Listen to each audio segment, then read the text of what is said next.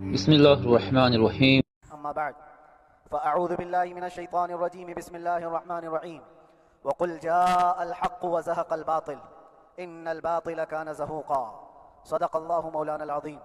बारगाह रिसालत मुआब सल्लल्लाहु अलैहि वसल्लम में दुरूद पाक का हदिया पेश करें। अल्लाहुम्मा सल्लि अला सय्यिदिना व मौलाना मुहम्मदिन मअदनिल जूदि वल करम व आलिहि व अस्हाबिहिल किराम व इब्निल करीम व बारिक व सल्लिम सलातन दाइमतन सरमदन अबदा। अज़ीज़ान गिरामी वक़ार, मैं ये चाहता हूँ जहाँ पर आकर हम रुके थे वहीं से हम फिर आगे बढ़ते हैं। हम रुके थे कहाँ आकर, कुछ देर की खामोशी है, उसके बाद हम आगे बढ़ते हैं। इसलिए कि मुझे कोई शेर अब याद कराने की ज़रूरत नहीं और ना ही किसी के सामने कुछ बोलने की ज़रूरत है। हालात तो ऐसे थे कि जो नॉन मुस्लिम थे वो भी हमें जेल में देखकर यही कहते थे कि आप ही ने कहा ये फलां बात। हमने कहा अल्लाह तबारक व तआला ने तुमको भी याद करा दिया। मेरे अजीज़ों, सतीज़ा कार रहा है अज़ल से ता इमरोज़, शरारे अबू लहबी से चराग़े मुस्तफ़ा भी। ये आजकल के मामलात नहीं, इब्तिदा से हक़ और बातिल के मारके होते रहे। लेकिन एक बात मैं आप सबको बताना चाहता हूँ, मुज़फ़्फ़र को मुक़य्यद न समझ ऐसे याद। सैयदना मुज़फ़्फ़र हुसैन कचोचवी रहमतुल्लाह तआला अलैह जेल गए थे, कैद में थे, तब उन्होंने ये शेर कहा था कि मुज़फ़्फ़र को मुक़य्यद ना समझ ऐसे याद, मेरी ये असीरी भी सुन्नत आबाई है। मेरे आबा व अजदाद की सुन्नत है जिस पर मैं अमल करके आ रहा हूँ। मेरे बुज़ुर्गों की ये सुन्नत थी।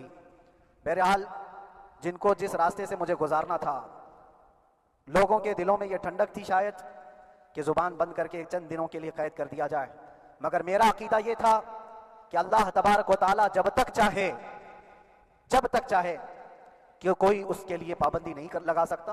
व इन यमसस्कल्लाहु बिदुर्रिन फला काशिफ लहु इल्ला हु।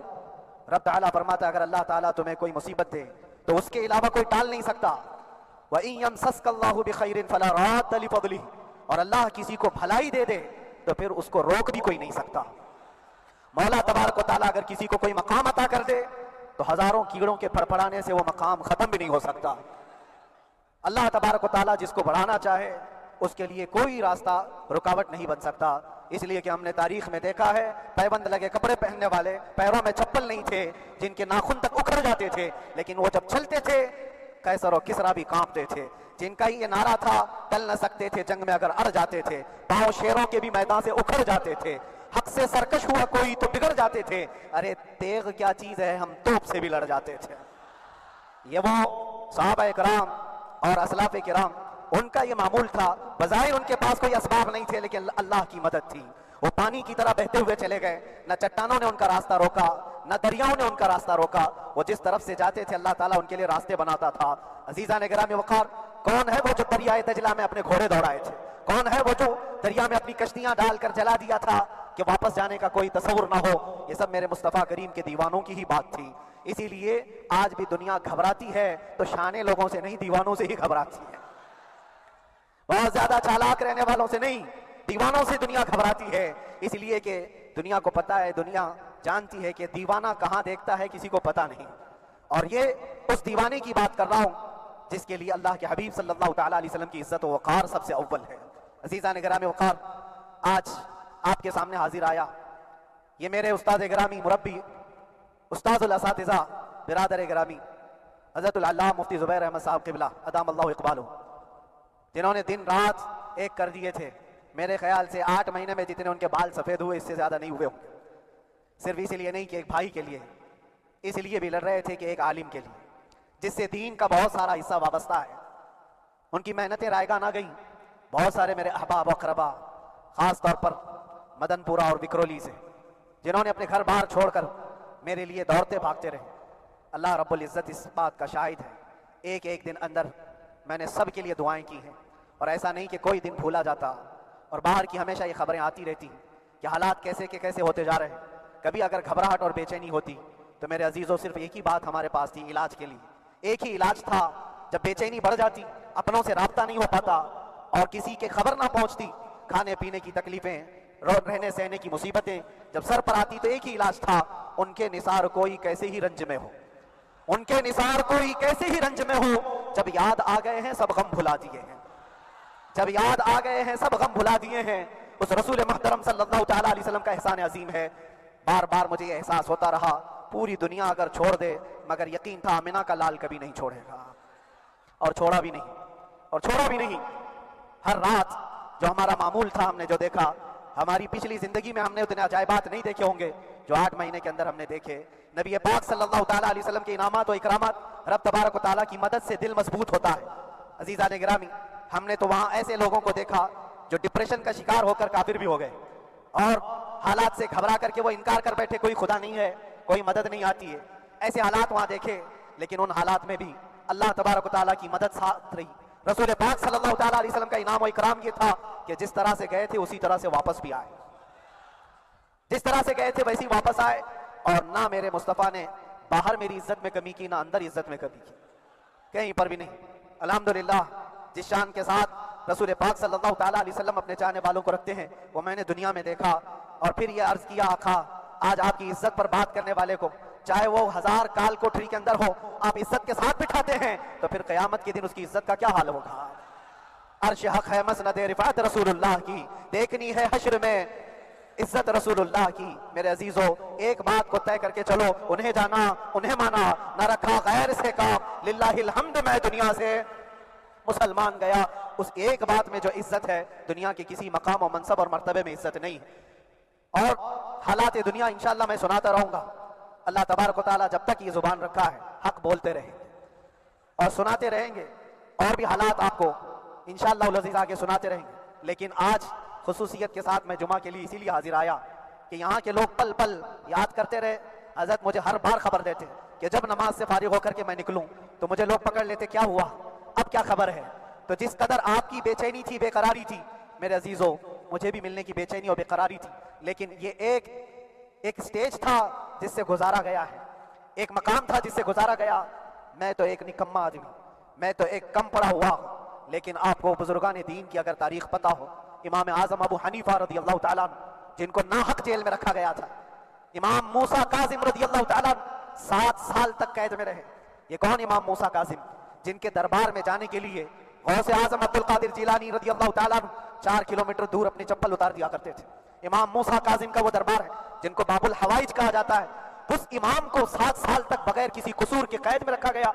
और हद तो ये है कि उसी कैद खाने में जहर देकर के आपको मारा गया है। आपका जनाजा जेल से निकला था। इमाम अहमद बिन हम्बल जिनको 5 लाख हदीसें याद हैं नबी पाक सल्लल्लाहु तआला अलैहि वसल्लम की, बगदाद के सरे बाजार आपको नंगी पीठ पर घोड़े मारे गए। आपको अंदाजा है, बुजुर्गान दीन की एक लंबी फहरिस्त है। जब मैं वहां गया था तो एक बुजुर्ग की बड़ी याद आई, वो थे हजरत मुजद्दिद अल-फैसानी रदी अल्लाह तआला। अकबर जैसे डिक्टेटर के सामने, उस जमाने के सबसे बड़े डिक्टेटर बादशाह के सामने आपने हक बात का ऐलान किया था। मुजद्दिद अल-फैसानी रहमतुल्लाह तआला अलैह ने फरमाया था कि इस्लाम नाम से जो दीन होगा वो मोहम्मद अरबी का लाया हुआ ही दीन होगा, किसी और बादशाह का बनाया हुआ नहीं होगा। इस बात पर आपको कैद में डाला गया था, 8 साल तक कैद में रखा गया। 8 साल में बादशाह मर भी गया, बेटा बादशाह बना। लेकिन किसी ने आकर जहांगीर के सामने ये बात रखी कि आपके बाप ने जिस मौलाना को कैद में डाला था ग्वालियर की जेल में, 8 साल में जेल का नक्शा बदला हुआ है।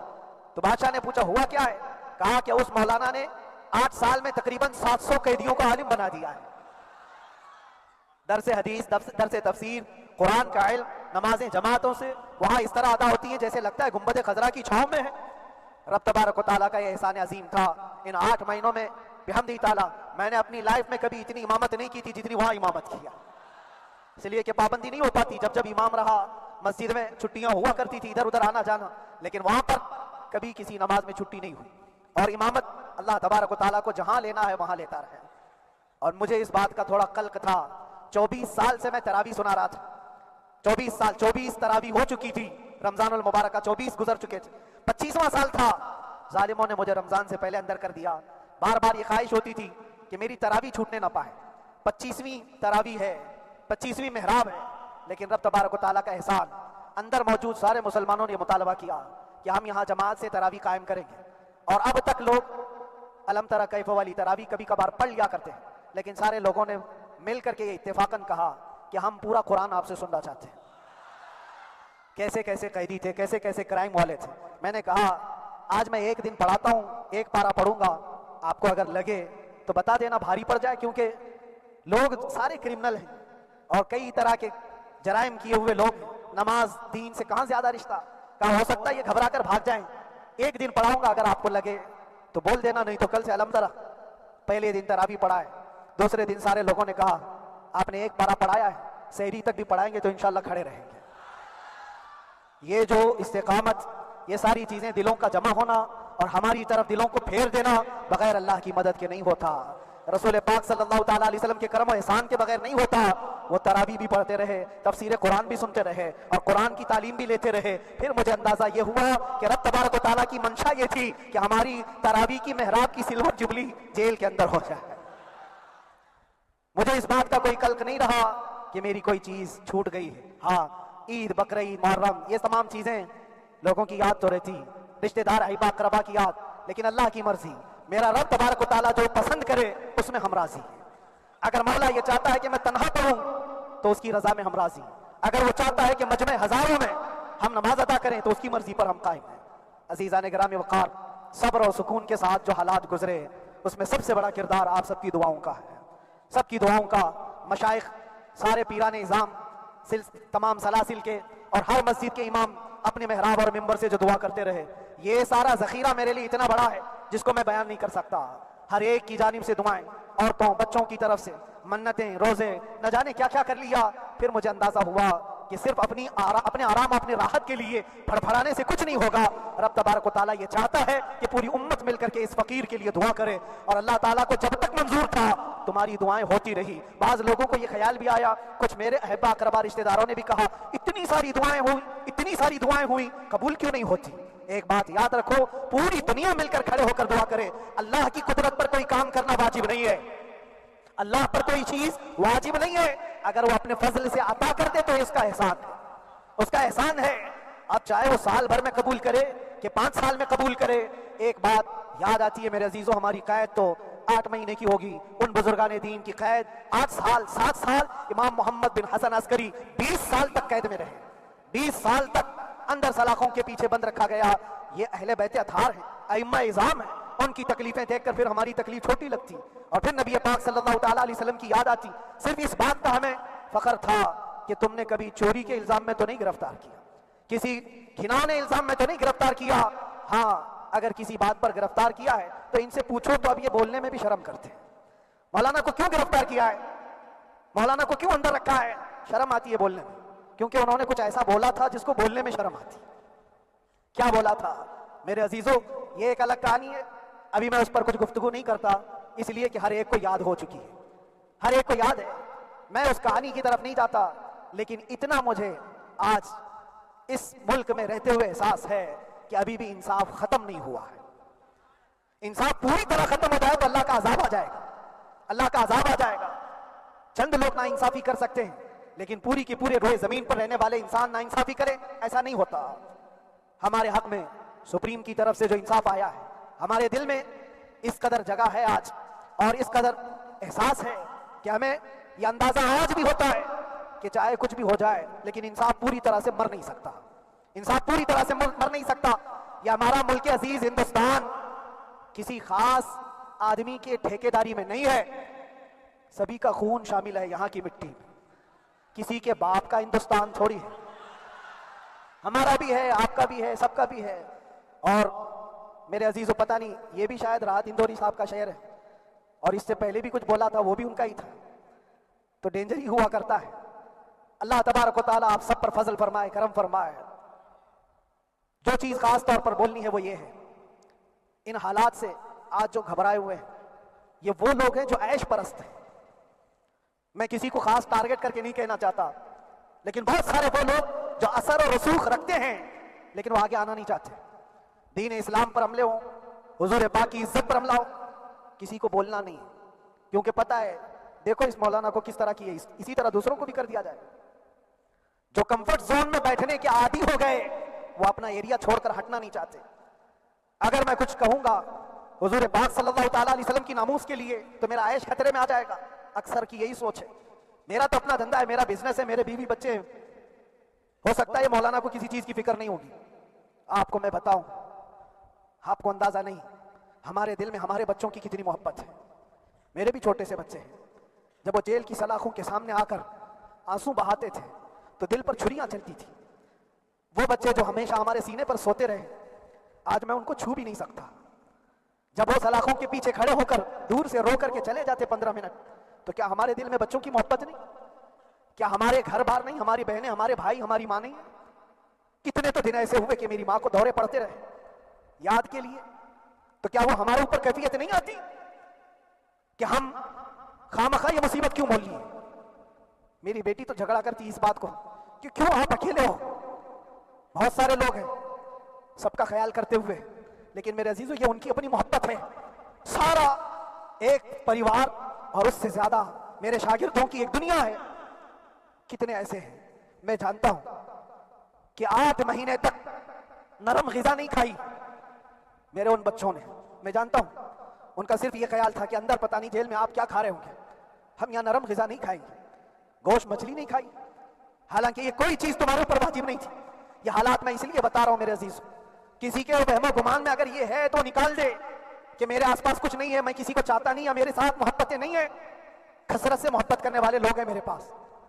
मेरे इन भाइयों की और मेरे बहनों की, मेरे घर वालों की मोहब्बत ऐसी है कि उनके घरों के बच्चों के मामलात भी बगैर मुझसे पूछे नहीं होते। अगर 8 महीने अंदर रहा तो किसी का रिश्ता नहीं, तो बातचीत भी नहीं है। रिश्ता नहीं होगा जब तक ये ना आए, सारे काम डिपेंड रहते थे। मुझे भी इन तमाम चीजों का एहसास है, लेकिन ये सब चीजें एक तरफ, मेरे मुस्तफा की इज्जत अपनी तरफ।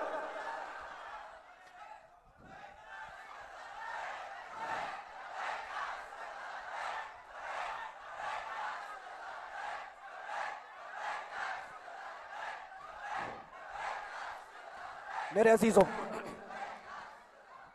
हर एक के आंसू के कतरे मैंने देखे, भाइयों के, बहनों के। मेरे पास मिलने के लिए मेरे जो शागिर्द आते उनके, ये अक्सर जब जेल की दीवार पर आकर खड़े होते, इनकी आंखें लाल, ये आंसू बहाते 15 मिनट मुलाकात करके चले जाते। आपको क्या अंदाजा है, अंदर के हालात एक दिन एक साल के बराबर लगने लगता है। घुटते रहते, लेकिन एक बात का एहसास बार बार होता कि सारी मोहब्बतें एक तरफ है, लेकिन हम जिसके लिए खड़े हुए हैं उसकी मोहब्बत में कोई समझौता नहीं, उसकी मोहब्बत में कोई समझौता नहीं। ईमान इसी का नाम है, ला युमिनु अहदुकुम हत्ता अकूना अहब्बा इलैहि मिन वालिदिही व वलदिही वन नास अजमाइन। तुम में से उस वक्त तक कोई पूरा मोमिन नहीं हो सकता जब तक कि अपनी औलाद, अपने माल दौलत, अपने माँ बाप, सबसे ज्यादा अपने रसूल से मोहब्बत ना करे। दुआ यही करते रहो, जब हुजूर पाक का मामला आए तो सारी दुनिया एक तरफ हो जाए। मैंने एक वाकया पढ़ा था, अंदर ही हजरत खालिद बिन वलीद रज़ी अल्लाह तआला एक किले पर अचानक हमलावर हुए थे। वो किले में मौजूद जो दुश्मनान इस्लाम थे, उनकी पार्टी चल रही थी। बड़े बड़े कालीन सोफे बिछे हुए, तश्तों में कीमती खाने रखे हुए थे। खालिद बिन वलीद के साथ जो लश्कर है, ये तो वो गरीब सहाबा थे जो पैबंद लगे कपड़े पहनते, एक खजूर पर पूरा दिन गुजारते। जब ये उस किले पर हमलावर हुए तो दुश्मनान इस्लाम जो थे वो मुकाबला करने की हिम्मत ना जुटा सके, भाग गए सब, सारा माल सब छोड़कर भाग गए, बगैर किसी जंग के, बगैर किसी कत्ल किताल के। पूरा किला पता किया खालिद बिन वलीद। अब सुनो, जो सहाबा थे वो माले गनीमत जमा कर रहे थे, क्योंकि ये अरब के लोग ऐसे महंगे कालीन नहीं देखे थे, ऐसे महंगे सोफे, इतनी कीमती ग़िज़ाएं उन्होंने देखी नहीं थी। सब जमा करने लगे, सब जमा करने लगे। खालिद बिन वलीद ने कहा, खबरदार, हाथ मत लगाना, सब हट जाओ। सब हट गए। चंद सहाबा को बुलाया, ये सब जमा करो, इसको आग लगा दो। पूरा माले गनीमत जो था आग लगा दिया। तो जो सहाबा थे वो कहने लगे, क्या ये अच्छा होता, ये सब में आप तकसीम कर देते, ये बहुत कीमती चीजें हैं, अरब में हम ले जाते तो ये बहुत महंगी चीजें हैं। खालिद बिन वलीद ने क्या कहा जानते हो? कहा, अगर तुमको भी इन तमाम चीजों की आदत लग जाए तो तुम भी वैसे ही भागोगे जैसे ये भागे। ये आज जो हमारा मुकाबला करने की ताकत ना ला सके और भाग गए, उसकी वजह यह है कि वह ऐश परस्त है, अय्याशी उनके अंदर थी, जिसकी वजह से वो खड़े ना हो सके। और जब जब ये अय्याशी आएगी तुम खड़े नहीं हो सकोगे, खड़े नहीं हो सकोगे। आज मैं यही बात दोहराना चाहता हूं, जो बहुत बड़े चेहरे लेकर बैठे हुए हो, वो सियासी असर और रसूख रखने वाले भी कंफर्ट जोन में रहना चाहते हैं। मैं चंद लोगों को छोड़ कर कह रहा हूं, अक्सर का हाल ये, सोचते हैं कि हमारे इस दायरे से निकलेंगे तो हमारा ऐश खतरे में आ जाएगा, घर बार खतरे में आ जाएगा। ये दुनिया की मोहब्बत इंसान को बुज़दिल बनाती है, बुज़दिल बनाती है। इसलिए मेरे अजीजों, आप जब कभी ये बात आए, एक तरफ मेरा पूरा खानदान, एक तरफ मेरे ऐश की जिंदगी और एक तरफ रसूल पाक की इज्जत का मामला, तो आप मुझे बताओ, आप किस बात का फैसला लेंगे, इसी बात का फैसला लेना होगा। नबी पाक सल्लल्लाहु ताला अलैहि वसल्लम की इज्जत की खातिर तुम्हें इस बात का फैसला लेना होगा। अपना सब कुछ गुंबद खजरा कल भी था मेरे नबी से मेरा रिश्ता कल भी था और बतला दो गुस्ताखे नबी को गैरत सुन्नी जिंदा है, उन पे मर मिटने का जज्बा कल भी था बस ये जज्बा बाकी रहे। हम किसी को लड़ने के लिए, मरने के लिए, मारने के लिए मैदानों में उतारने की बात नहीं करते। मैं अक्सर अपनी तकरीरों में कहा करता हूं, या आपसे पहले भी किया, अगरचे मेरी तकरीरों को डाइवर्ट किया जाता है, आज भी बहुत लोग होंगे, बल्कि आज मदनपुरा का ये पहला जुमा है। मुझे अंदाजा है पूरा हिंदुस्तान नहीं, बाहर भी सबकी नजरें इस पार है कि आने के बाद ये क्या बोलता है, आने के बाद ये क्या बोलता है। सब इसी इंतजार में है। मैं सबको एक ही मैसेज दूंगा, आने के बाद वही बोलेगा जो पहले बोलता था।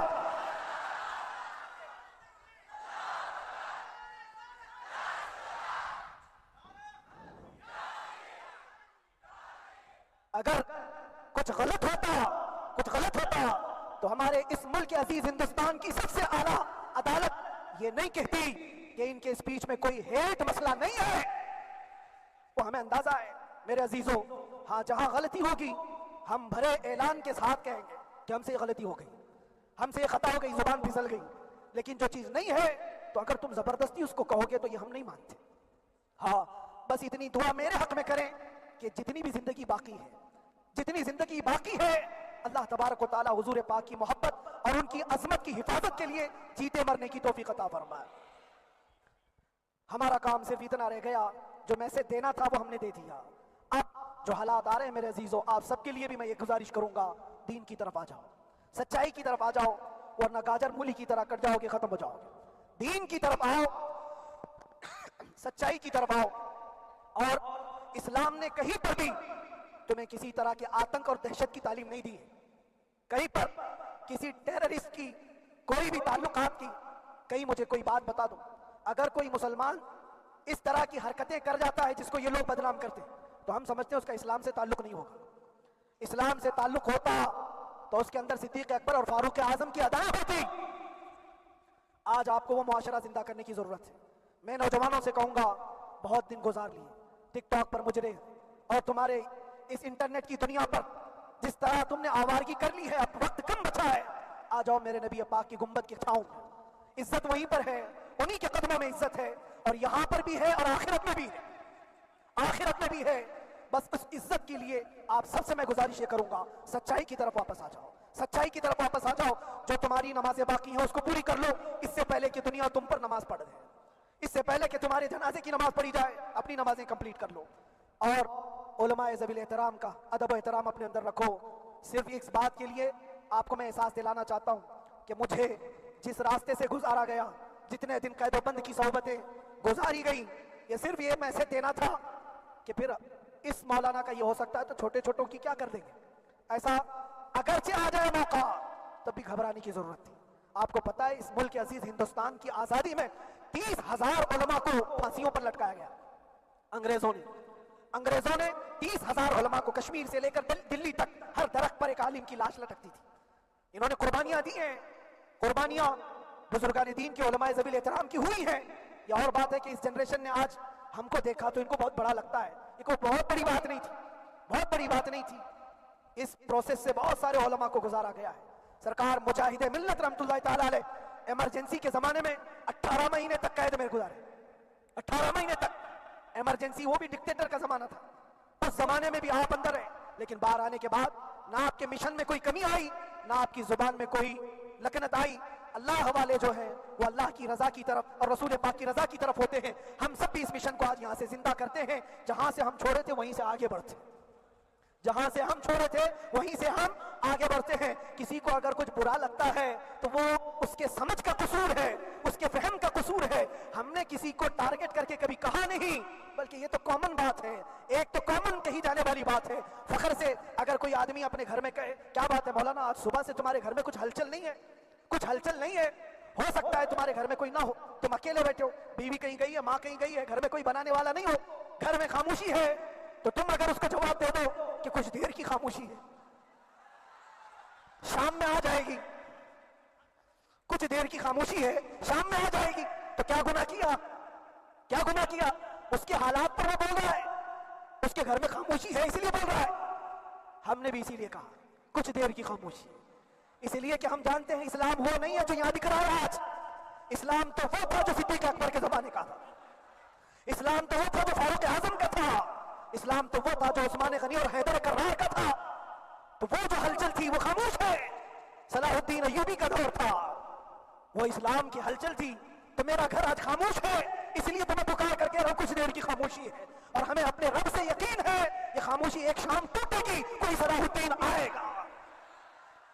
और अल्लाह तबारक व तआला हम सबके इस अज़्म और हौसले को जिंदा रखे और आप सबकी मोहब्बतों को सदा सलामत रखे और मेरे आका सल्लल्लाहु तआला अलैहि वसल्लम के कदमों पर व आखिरु दावाना अल्हम्दुलिल्लाहि रब्बिल आलमीन। व्यूअर्स, इसी तरह की इम्पोर्टेंट और इस्लामिक इन्फॉर्मेशन हासिल करने के लिए सुन्नी इस्लामिक फैक्ट्स चैनल को लाइक, शेयर और सब्सक्राइब कीजिए और अपने दोस्तों में शेयर कीजिए और बेल बटन को ज़रूर दबाएं ताकि आपको हमारी सभी वीडियोज़ मिलती रहे।